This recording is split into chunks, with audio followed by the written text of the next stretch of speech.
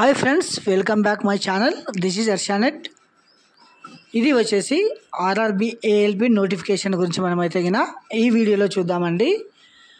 డీటెయిల్గా అంటే ఈ ఆర్ఆర్బి ఏఎల్పికి సంబంధించిన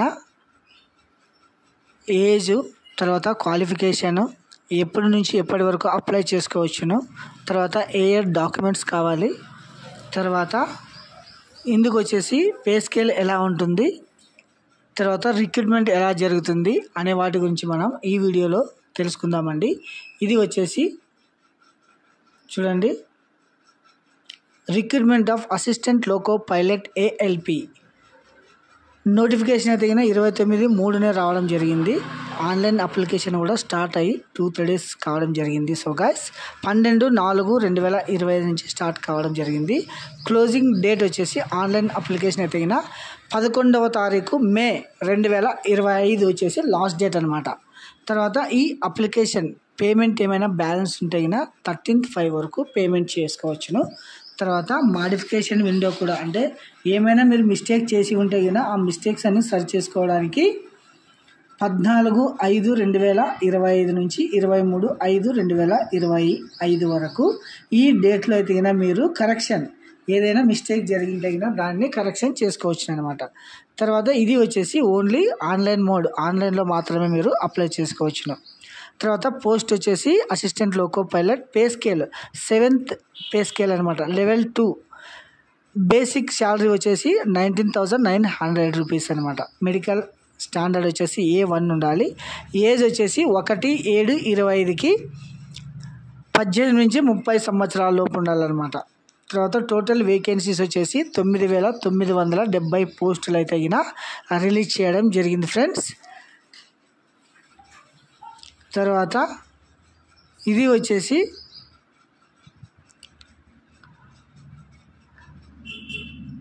ఏజ్ సడలింపు ఒకసారి చూద్దామండి. ఏజ్ లిమిట్ వచ్చేసి 1/7/25 నాటికి 18 నుంచి 30 అన్నాం కదా.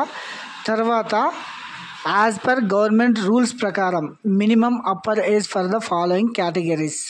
ఇక్కడ చూడండి, కమ్యూనిటీ, తర్వాత ఏజ్ రిలాక్సేషన్, అప్పర్ ఏజ్ అనమాట. SC ST వరకు అయితే 5 years సడలింపు, అంటే 18 నుంచి 30 ప్లస్ 5 సంవత్సరాలు ఎక్స్ట్రా, టోటల్ 35 సంవత్సరాలు అనమాట.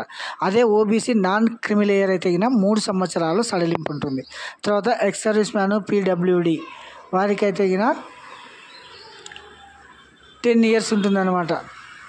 తర్వాత ఇది వచ్చేసి age relaxation as per government rules. తర్వాత డేట్ ఆఫ్ బర్త్ 18 నుంచి 30 సంవత్సరాలు కదా.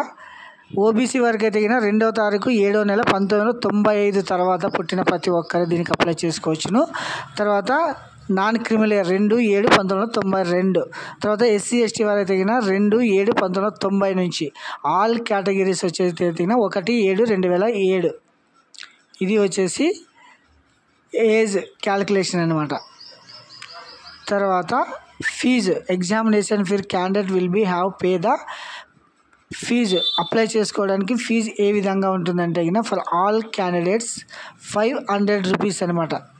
తర్వాత for candidate who belong to SC ST, ex service man, female, transgender, minorities, economical, EBC వీరందరికీ వచ్చేసి PWD వీరందరికీ 250 రూపాయలు అనమాట.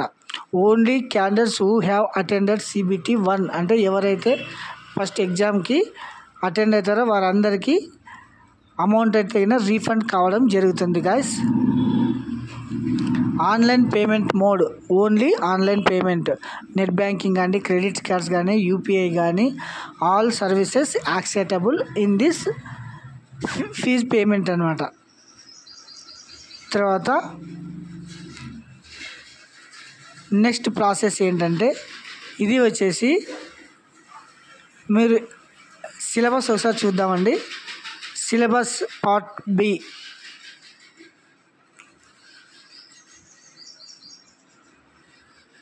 First CBT. It will only be a screening exam for the shortlist eligible candidate CBT 2 based on their normalized marks. తర్వాత pattern CBT 1 వచ్చేసి duration వచ్చేసి 60 minutes ఉంటుంది. తర్వాత number of questions 75, maximum marks 75, 1 mark for questions అనమాట. There shall be negative marks 1/3 wrong answer, అంటే 1/3 వంతు wrong ఆన్సర్కి వచ్చేసి minus marks కూడా ఉండడం జరుగుతుంది గైస్. ఇది గమనించగలరు. ప్రతి ఒక్కరు కేర్ఫుల్గా మీరైతే క్వశ్చన్కి ఆన్సర్ మెన్షన్ చేయాల్సి ఉంటుందన్నమాట. తర్వాత మినిమం పాస్ పర్సెంటేజ్ వచ్చేసి ఎలిజిబిలిటీ UREWS వచ్చేసి 40%, OBC వారికి అయితే 30%, SC వారికి అయితే 30%, ST వారికి అయితే 25%. This is also applicable for the ex service man category candidates as per their community. ఇది వచ్చేసి మీకు వచ్చేసి పాస్ పర్సెంటేజ్ అనమాట. ఓకే, నెక్స్ట్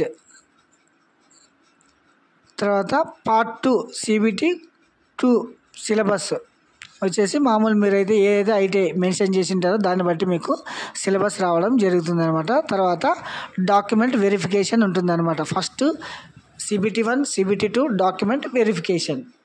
తర్వాత ఇది వచ్చేసి హౌ టు అప్లై. దీన్ని మీరు అయితే ఎలా అప్లై చేసుకోవాలనేది ఒకసారి చూద్దామండి. Candidates must read the information for instruction carefully before filling online application for the prevent. అంటే ఏమీ మిస్టేక్ చేయకుండా ప్రతిదీ దగ్గర ఉంచుకొని మీరైతే అప్లై చేసుకోవచ్చును. దీనికి మెజర్మెంట్స్ తర్వాత డాక్యుమెంట్స్ వెరిఫికేషన్ వచ్చేసి ఇది వచ్చేసి అప్లై చేసే వెబ్సైట్ అనమాట. www.rrbapply.gov.in. అప్లై వచ్చేసి ఫస్ట్ క్రియేట్ చేసుకోవాలి, అకౌంట్ క్రియేట్ చేసుకొని పేరు తర్వాత పాస్వర్డ్ ఆధార్ వెరిఫికేషన్ చేసుకున్న తర్వాత మీరైతే ఆన్లైన్లో లాగిన్లో వెళ్ళేసి ఆల్రెడీ హ్యావ్ అకౌంట్ ఉంటుంది కదా, ఇందులో వచ్చేసి మీకైతే పాస్వర్డ్ క్రియేట్ చేయడం జరుగుతుంది కదా, అందులో నుంచి మీరు అప్లై చేసుకోవచ్చును. లేదంటే లాగిన్ విత్ ఆధార్, ఈ ఆధార్తో కూడా మీరైతే లాగిన్ చేసి మీ అప్లికేషన్ కంప్లీట్ చేసుకోవచ్చు అనమాట. దీనికి కావాల్సింది వచ్చేసి ఫోటో, క్యాస్ట్ సర్టిఫికేట్స్, ఎగ్జామినేషన్, మీ క్వాలిఫికేషన్ సర్టిఫికేట్ అనమాట. 10th plus ITI or diploma or BTech వీరంతా దీనికి ఎలిజిబుల్ అనమాట. సో గాయ్స్, ఇది వచ్చేసి structure how to apply in this RRB ALP assistant loco pilot jobs. Thank you.